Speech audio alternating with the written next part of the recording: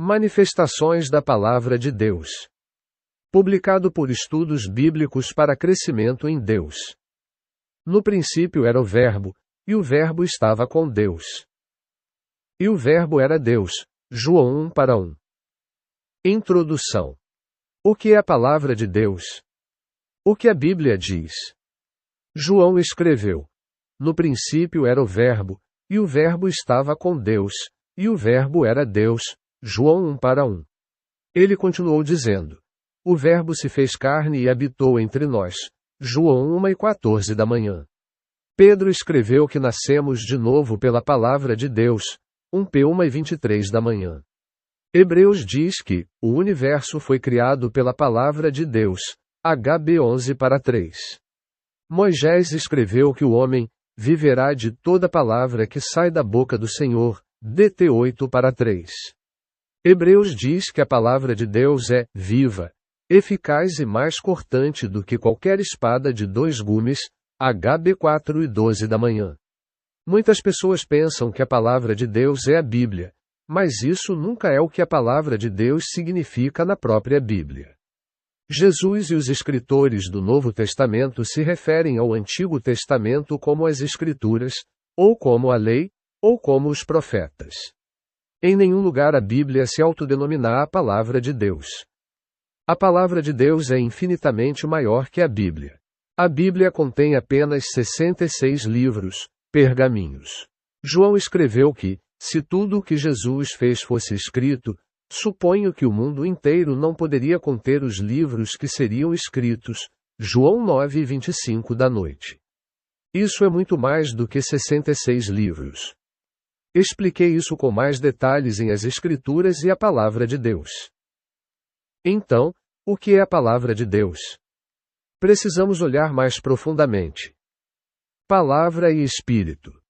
O primeiro capítulo de Gênesis nos fala de duas coisas que emanam de Deus: Espírito e Palavra. O que essas duas palavras significam? Espírito, respiração. Em Gênesis 1:2, lemos: o Ruach de Deus se movia sobre a face das águas. O que significa a palavra hebraica, Ruach? Seu significado principal é vento. Daí, passou a significar sopro, pois o sopro é como o vento que sai da boca de uma pessoa.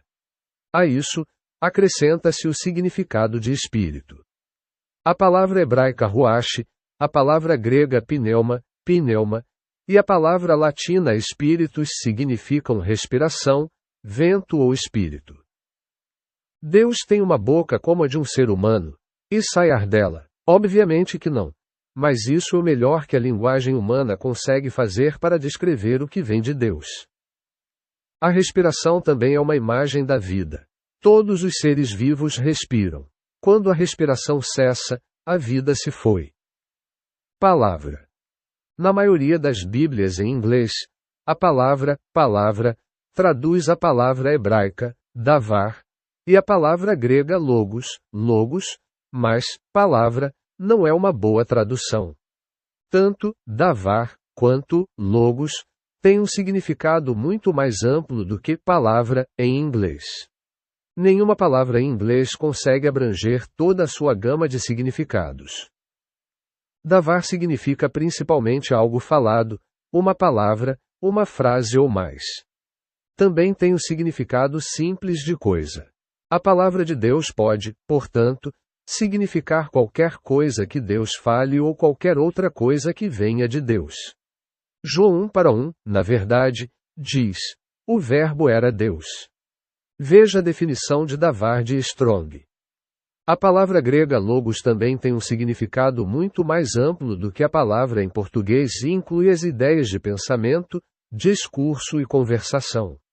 No livro de Atos e em outras partes do Novo Testamento, logos frequentemente significa simplesmente o Evangelho. Muitas traduções modernas traduzem logos como mensagem, quando apropriado. Veja a definição de logos de Strong. Semente. Palavra e semente estão intimamente relacionadas nas Escrituras. Quando Jesus interpretou a parábola do semeador aos seus discípulos, disse: a semente é a palavra de Deus, Lucas 8:11 da manhã. Pedro usou uma linguagem semelhante. Vocês foram regenerados, não de uma semente perecível, mas da imperecível, por meio da palavra de Deus, viva e permanente. 1 Pedro 1:23 da manhã. Uma semente é uma das coisas mais extraordinárias do universo.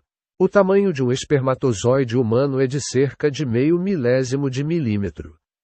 Seria necessário ampliá-la 200 vezes para torná-la visível a olho nu. No entanto, essa pequena semente carrega vastas quantidades de informações. Ela contém um projeto exato do Pai. Obviamente, a semente contém detalhes das características externas do Pai, como a cor da pele, os olhos, o cabelo e o formato e o tamanho do corpo. Ela também contém características invisíveis, como o cérebro, o caráter e a natureza. A semente é uma manifestação maravilhosa da sabedoria da palavra de Deus. Mais adiante, veremos como a semente natural é uma representação da semente espiritual. Jesus veio da semente de seu pai e reproduziu perfeitamente o caráter e os atributos de seu pai. 4 manifestações da palavra de Deus. Ao examinarmos as páginas das Escrituras e a história da interação de Deus com o homem, encontramos manifestações progressivas da palavra de Deus. Analisaremos 4 manifestações principais em ordem. 1. A palavra de Deus na criação. Pela palavra do Senhor foram feitos os céus, e todo o exército deles pelo sopro da sua boca. SL 33:6. Gênesis, capítulo 1, conta a história da criação. Deus criou tudo falando. Sua palavra tomou forma física. As primeiras palavras registradas de Deus foram: haja luz. O resultado foi uma explosão inimaginavelmente grande de radiação ou energia que os cientistas descrevem como o Big Bang. A luz é simplesmente uma forma de radiação em um comprimento de onda específico que Deus projetou nossos olhos para serem capazes de detectar. Ondas de rádio e outras ondas são invisíveis para nós. Este Big Bang foi equivalente a uma explosão nuclear massiva em uma escala além de toda imaginação. Nenhum cientista consegue explicar de onde veio essa energia. Acredito que ela se originou em uma palavra, um davar, uma coisa, que veio de Deus. Toda a matéria contida em todo o universo surgiu em um breve momento. Essa matéria formou estrelas e galáxias. A palavra, davar, logos, de Deus tem um poder inimaginável. Reações nucleares transformaram essa matéria em átomos de hidrogênio, oxigênio, carbono, ferro, prata, ouro e todos os outros elementos que compõem o nosso mundo. Tudo isso aconteceu de acordo com as leis da física e da química que Deus havia criado. Essas leis faziam parte da palavra, logos, de Deus. Planetas se formaram ao redor de algumas estrelas e Deus selecionou um planeta em particular para propósitos muito especiais: a nossa Terra. Deus falou e criou a vida neste planeta. Nenhum cientista consegue explicar a transição da matéria inorgânica para a vida orgânica, mesmo em sua forma mais simples. Somente uma palavra de Deus poderia realizar isso. Deus criou as leis da biologia e da evolução, e por meio delas os menores organismos vivos evoluíram para todo o reino vegetal e animal. Essas leis eram uma expressão da palavra de Deus. Cientistas descobriram e compreenderam muitas dessas leis nos últimos 2 séculos, mas a maioria dos cientistas não conseguiu descobrir o legislador. A coisa mais complexa do universo é o cérebro humano. Ele tem 100 bilhões de neurônios e cada neurônio está conectado a outros 10.000 neurônios. Mas, acredite, todas as informações necessárias para criar este cérebro estão contidas em uma minúscula semente de sêmen humano. Surpreendentemente, este cérebro contém as características específicas de seus 2 pais. Deus proferiu ainda uma palavra: façamos o homem à nossa imagem, conforme a nossa semelhança. GN 1:26 da manhã. Acredito que este foi o ápice do processo de criação de Deus. Ele havia, após bilhões de anos de evolução, finalmente preparado um corpo adequado para um ser humano feito à sua imagem. Um corpo me preparaste. HB 10:5. Este foi o clímax da criação do mundo natural. Tudo isso é resumido por uma declaração na Bíblia. Pela fé entendemos que o universo foi criado pela palavra de Deus, HB 11:3. A palavra de Deus tem imenso poder, imensa sabedoria e imensa imaginação. A manifestação da palavra de Deus na criação foi totalmente surpreendente, mas as manifestações da palavra de Deus que se seguiram foram ainda mais surpreendentes. Veja a criação e evolução. 2. A palavra de Deus em linguagem humana. Depois que Deus criou o homem, vemos uma manifestação completamente nova da palavra de Deus. A palavra de Deus foi então manifestada em linguagem humana, o hebraico. As Escrituras registram as palavras que Deus proferiu. Ao longo do Antigo Testamento, Deus falou ao seu povo escolhido por meio da boca de muitos profetas, homens e mulheres de Deus. A frase, a palavra do Senhor veio a, ocorre 92 vezes no Antigo Testamento. Aqui estão apenas algumas. A palavra do Senhor veio a Abrão, GN 15:1. A palavra do Senhor veio a Natã, 2 SM 7:4. A palavra do Senhor veio a Salomão, 1 Reis 6:11 da manhã. A palavra do Senhor veio a Elias, 1 Reis 18:1. A palavra do Senhor veio a mim, Jeremias, Júnior 1:4. A palavra do Senhor veio a mim, Ezequiel, EZ 3:16 da manhã. A palavra do Senhor veio a Jonas, Jonas 1:1. No centro do Antigo Testamento está a lei ou Torá, e no centro da lei estão os 10 mandamentos. Estes são conhecidos em hebraico como os 10 devarim ou 10 palavras. As leis que Deus deu por meio de Moisés eram excelentes e imensamente superiores às leis de qualquer outro povo na terra. Davi testificou a respeito da lei e disse: A lei do Senhor é perfeita e restaura a alma, Salmo 19:7, mas infelizmente ela não conseguiu atingir seu propósito. A lei em si era perfeita, mas o povo escolhido de Deus, meus ancestrais, os judeus, não o eram. Eles quebraram cada um dos 10 mandamentos. Deus teve que dar uma nova manifestação de sua palavra. Como Deus disse por meio de Jeremias, farei uma nova aliança com a casa de Israel e com a casa de Judá.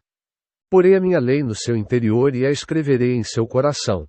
Júnior 31, 31,33. Veja a nova aliança. A palavra tinha que se fazer carne. 3. O Verbo de Deus feito carne em Jesus. No Novo Testamento, Deus continua a falar, mas uma grande mudança ocorre. Lemos que a palavra de Deus veio a João, filho de Zacarias, no deserto, Lucas 3:2. Mas essa é a última vez que encontramos as palavras, a palavra de Deus veio. Por quê? Jesus nos dá a explicação. A lei e os profetas vigoraram até João. Lucas 4:16 da tarde. João inicia seu evangelho com as palavras: No princípio era o Verbo, e o Verbo estava com Deus, e o Verbo era Deus. João 1:1. Ele prossegue dizendo: E o Verbo se fez carne e habitou entre nós. João 1:14 da manhã. As palavras de abertura de Hebreus são: Há muito tempo, Deus falou muitas vezes e de muitas maneiras aos nossos pais por meio dos profetas, mas nestes últimos dias falou-nos por meio do Filho, a quem constituiu o herdeiro de todas as coisas, e por meio de quem criou o universo. HB 1:2.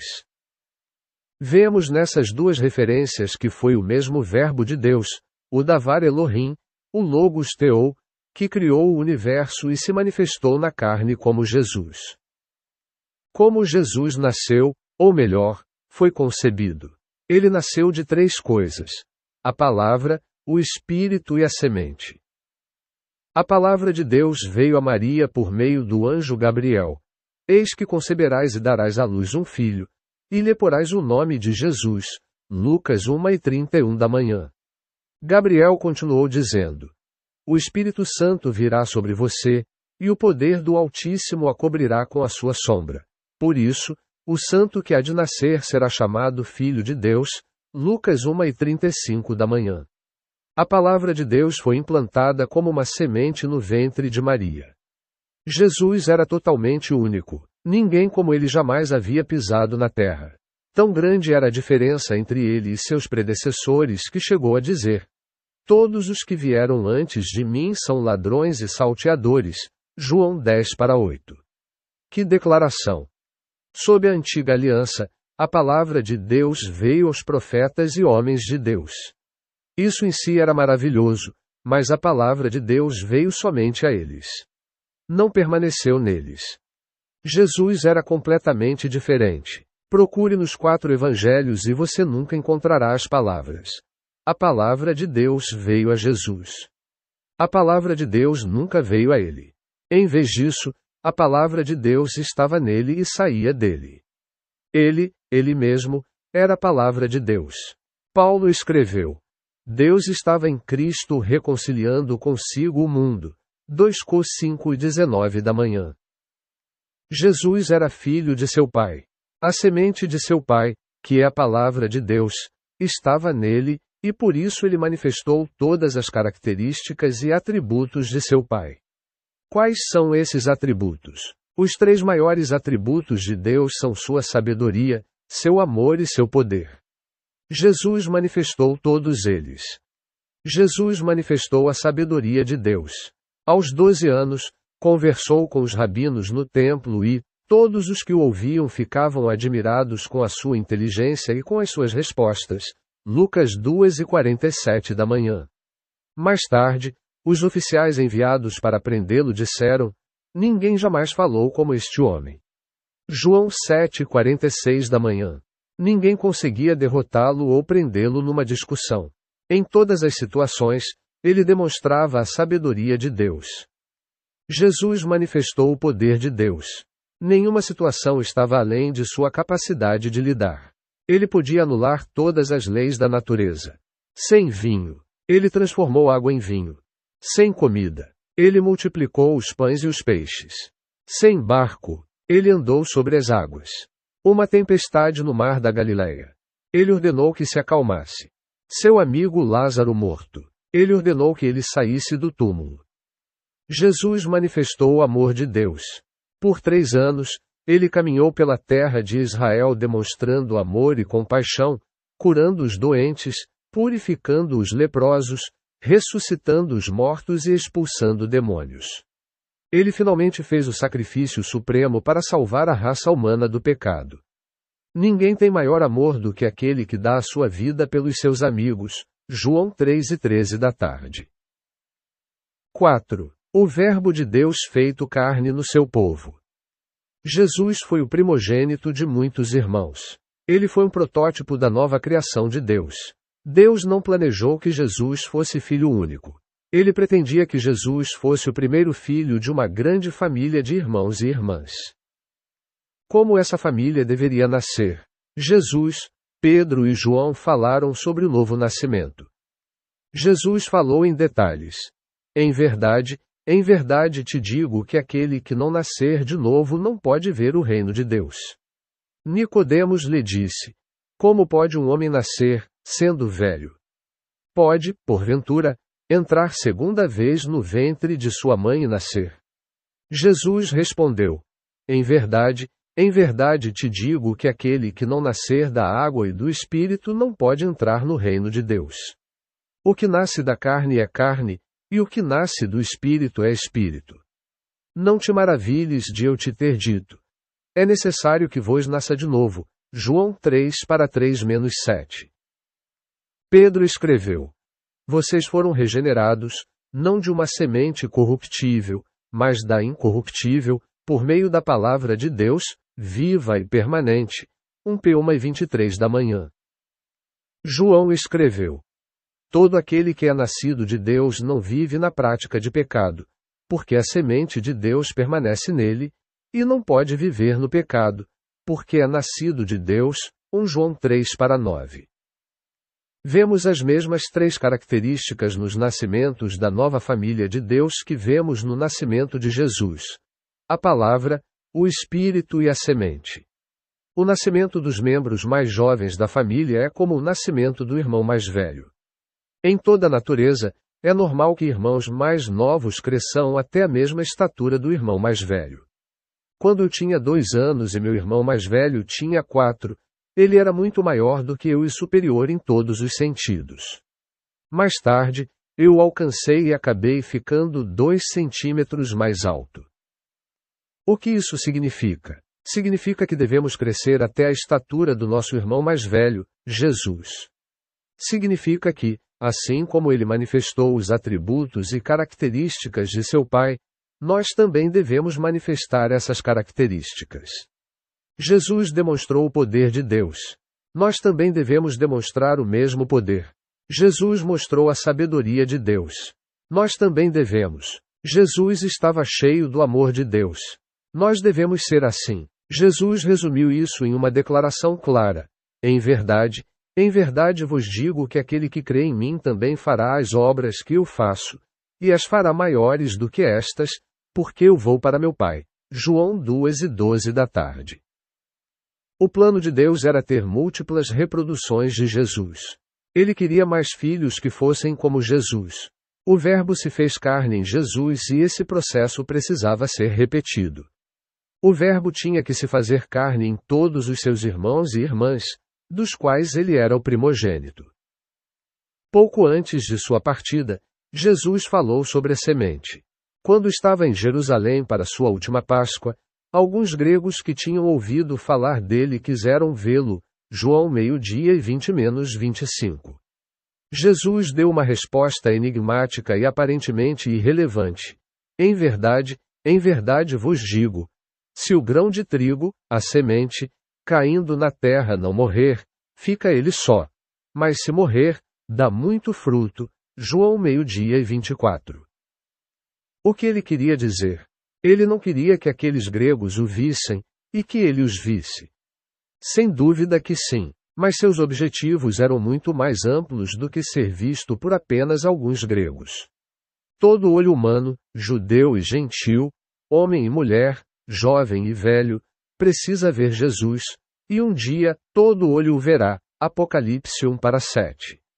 Mas como? Isso só poderia acontecer se ele, como semente, caísse na terra e morresse, e então fosse multiplicado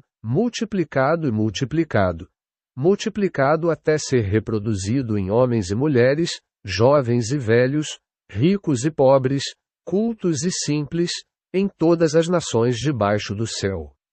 Só então todo olho seria capaz de vê-lo. Todo olho verá Jesus quando ele vier com as nuvens. AP 1:7.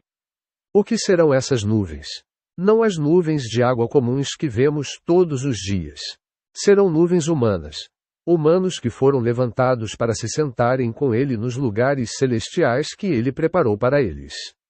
Serão nuvens de testemunhas. Serão fruto daquela semente que caiu na terra, morreu, se reproduziu e se multiplicou. A manifestação dos filhos de Deus. Será que essas coisas podem acontecer? Será que você e eu podemos nos tornar como Jesus? Será que também podemos manifestar os atributos e o caráter de Deus?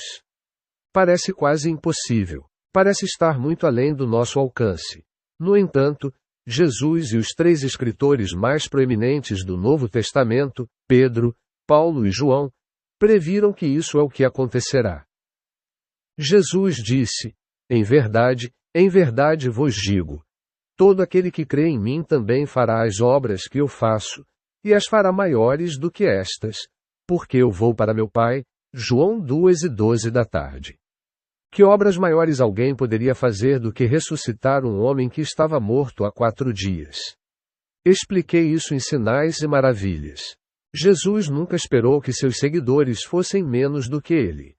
Ele disse, eu sou a luz do mundo. João 8:12 da manhã.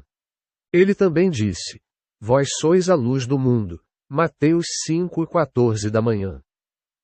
João ansiava por um tempo futuro em que isso aconteceria. Amados, agora somos filhos de Deus, e ainda não se manifestou o que havemos de ser.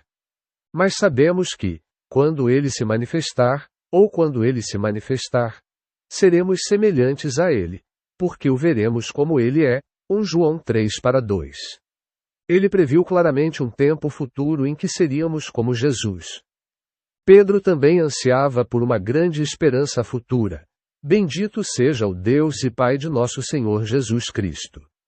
Segundo a sua grande misericórdia, ele nos regenerou para uma viva esperança, mediante a ressurreição de Jesus Cristo dentre os mortos, para uma herança incorruptível, imaculada e imarcessível, guardada nos céus para vocês, que estão sendo guardados pelo poder de Deus, mediante a fé, para a salvação preparada para se revelar no último tempo.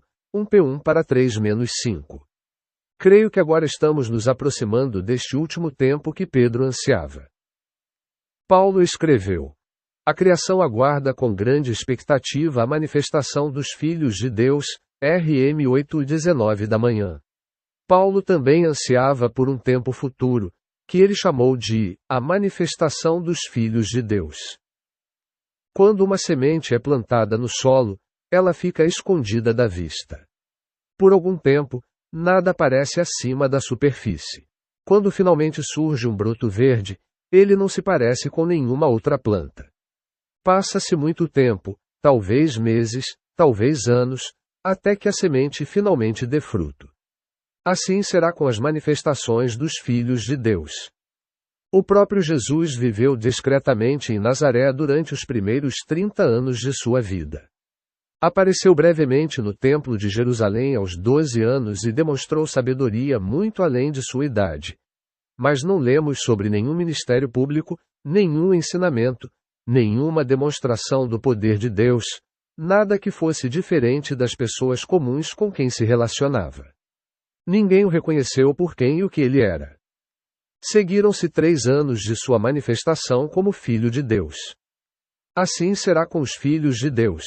Somente após longos anos de preparação eles alcançarão o ponto em que manifestarão a sabedoria, o poder e o amor do Filho primogênito de Deus.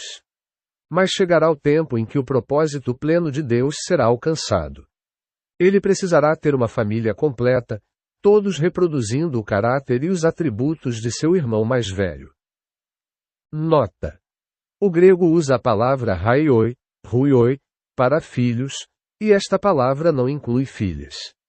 Isso significa que todos os filhos manifestados de Deus serão fisicamente homens. Poderíamos igualmente perguntar: a noiva de Cristo será composta apenas de mulheres? Ou a prostituta Babilônia será composta apenas de mulheres?